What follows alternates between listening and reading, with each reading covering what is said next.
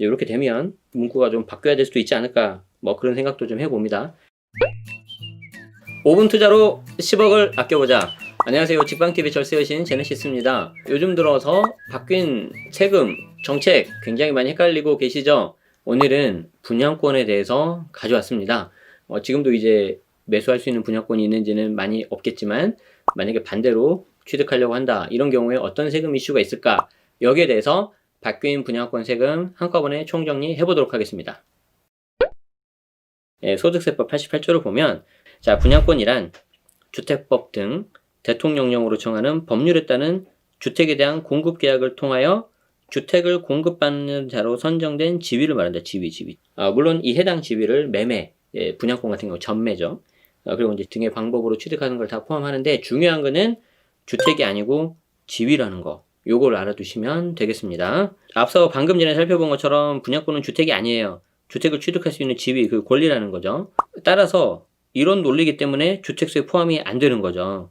취득할 때 주택수, 그리고 양도할 때 주택수, 이게 다 다르거든요. 그래서 이 분양권도 취득할 때 취득세 중과, 그리고 양도할 때 양도세 중과라든가 다른 부분에 영향을 많이 미치기 때문에 굉장히 복잡하고 세부담 역시 커질 것으로 보입니다.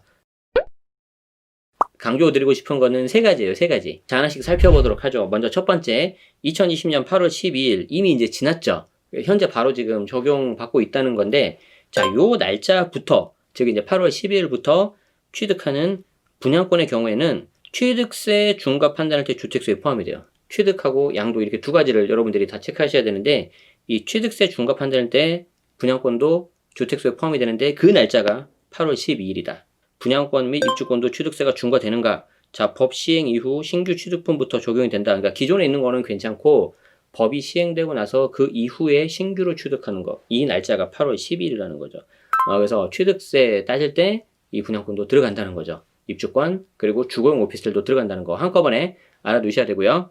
자, 두 번째, 그 다음부터는 이제 양도세 영역인데, 요게 두 가지를 아셔야 돼요. 하나는 21년 1월 1일, 이때 취득하는 분양권은 양도세 주택수 판단할 때도 분양권이 주택수에 포함이 돼요. 원래는 기존에 있던 분양권도 전부 다 포함시켜서 내년 1월 1일 이후에 양도하는 거, 그러니까 기존에 취득한 것도 포함이 되겠잖아요. 21년 1월 1일부터 취득하는 게 양도세 판단할 때 주택수에 들어갑니다. 아시겠죠?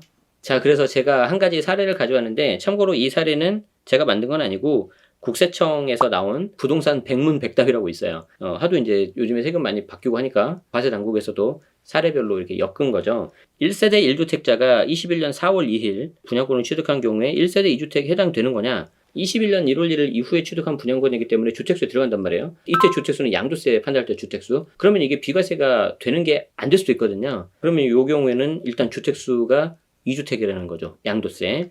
2주택이 해당이 되지만 현재 조합원 입주권에 적용되는 일시적 2주택 비과세와 유사한 특례를 분양권에도 예외적으로 적용하도록 시행령에 규정할 예정이다. 그래서 요거는 다음에 기회가 있을 때 한번 자세히 또 살펴보도록 하고요. 아마 일시적 2주택 비과세하고 비슷할 거예요.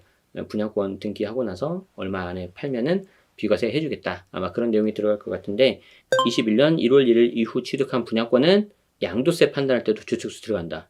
자, 그리고 요 날짜는 2020년 8월 12일이 당연히 넘었죠. 그러니까 취득세 중과할 때도 당연히 들어가는 거죠. 자, 마지막 세 번째입니다. 21년 6월 1일을 기억하셔야 되는데, 요 날짜가 넘어가잖아요. 이때 파는, 양도하는 분양권은 모두 중과가 적용이 된다. 자, 이때 중요한 건 뭐냐면, 모든 지역에 중과가 적용된다는 것도 중요하지만, 요 날짜 이후에 파는 거예요. 파는 거. 그러니까 양도를 기준이라는 거예요. 그러니까 내가 예를 들어서 분양권 취득을 요때 했다. 비록 이때 했다 하더라도 요렇게 넘어가서 이때 양도를 하면은 어떻게 되는 겁니까? 중과세율 들어간다는 거죠. 자, 그럼 그 중과세율이 어떻게 되느냐?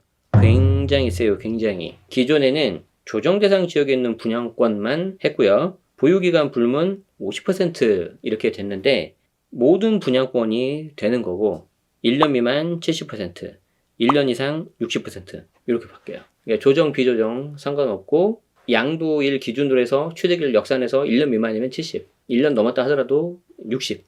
아시겠죠?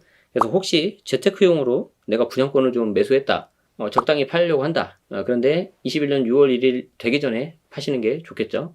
자, 그래서 지금까지 나온 내용 정리해볼까요? 2020년 8월 10일이 되면 취득세, 주택수에 분양권이 포함이 되는 거고, 21년 1월 1일이 되면 양도세 할 때 분양권이 주택수 포함되니까 비과세가 못 받을 수도 있는 거고 21년 6월 1일 이후에 만약에 분양권을 내가 판다 그러면은 이때는 모든 분양권이 조정 비조정 상관없이 70% 60% 되기 때문에 이 날짜를 3개 전부 다 기억 잘 하시고요. 취득 양도 모두 다 이제 분양권이 내년 1월 1일이 되면은 주택수 이제 포함이 된다. 그래서 점점 이 날짜가 좀 다가오고 있다는 거 이렇게 아셔야 될 것 같습니다. 분양권은 당연히 주택을 취득할 수 있는 권리, 지위인데 이렇게 되면 문구가 좀 바뀌어야 될 수도 있지 않을까 뭐 그런 생각도 좀 해봅니다. 정부의 정책은 좀 명확하죠. 지나친 투기 수요는 억제하고 실거주자를 보호하겠다는 거기 때문에 이제 분양권은 이제 실거주자만 이렇게 하시는 게 맞는 것 같고요. 일단 실거주자 분들께서도 원하는 곳에 꼭 이렇게 내 집 마련하실 수 있도록 잘 되면 좋겠습니다. 여기까지 분양권 세금에 대해서 좀 정리를 해봤고요. 오늘 내용이 도움이 되셨다면 좋아요와 구독 그리고 알림 설정까지 하시면은 여러분도 필요하실 때 좋은 정보 들을 수 있도록 저도 잘 노력하도록 하겠습니다. 저는 다음 주에 또 돈 되는 세금 정보 가지고 여러분들 찾아뵙겠습니다. 지금까지 시청해주셔서 고맙습니다. 절세의신 제네시스였습니다. 고맙습니다.